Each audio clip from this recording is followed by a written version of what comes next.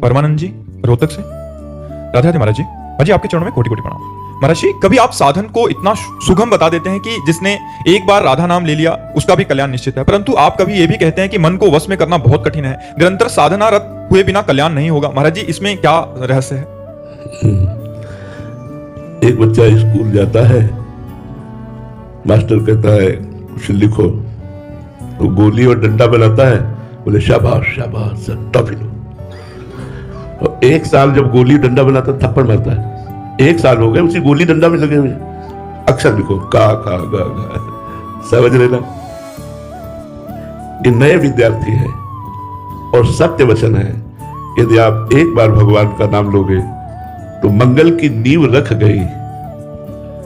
लेकिन जो भजन परायण है, जो साधन परायण है, अब उनकी कसौटी है कि मनोनिग्रह, इंद्रिय निग्रह, इंद्रियों को विषयों से जाने से रोको, मन को विषयों का संकल्प मत करने दो, मन को निरंतर भगवान के चिंतन में लगाओ। 24 घंटे में सो गए तो बात अलग, जितना हम जग रहे हैं तो जगते समय हर काम करते हुए भगवान नाम चलना चाहिए। तो समझना होगा कि प्रारंभिक साधक को प्रोत्साहन दिया जाता है और मध्य साधक को कसौटी पे कसा जाता है और उत्तम साधक को प्रणाम करके उसकी वंदना की जाती है। तो साधना की को अगर इनको प्रारंभिक वो बात बता दे जो यहां है तो छोड़ देंगे कि हम तो चल ही नहीं पाएंगे। तो हम इनको कहते हैं आप विषय भोगो, लेकिन धर्म युक्त भोगो।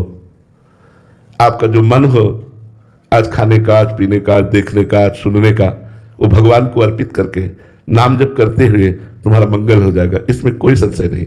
लेकिन जो साधक धैर्यपूर्वक परमार्थ की चढ़ाई पर चढ़ रहे हैं उनको प्रोत्साहन बड़े कठोर शब्दों से दिया जाता है, कहीं फिसल मत जाना, आगे बढ़ो।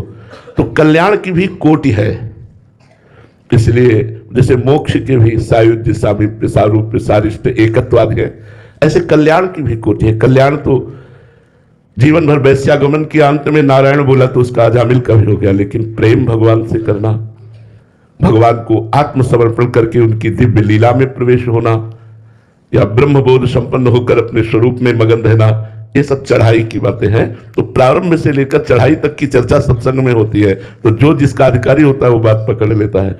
जब ये बात आती है हम कुछ नहीं कर सकते, हम बुरे आचरण भी नहीं छोड़ सकते, तो हमसे कहते यदि बुरे आचरण भी नहीं छोड़ सकते तो राधा राधा पकड़ लो यार, हम छोड़ने की बात कहां कहते हैं।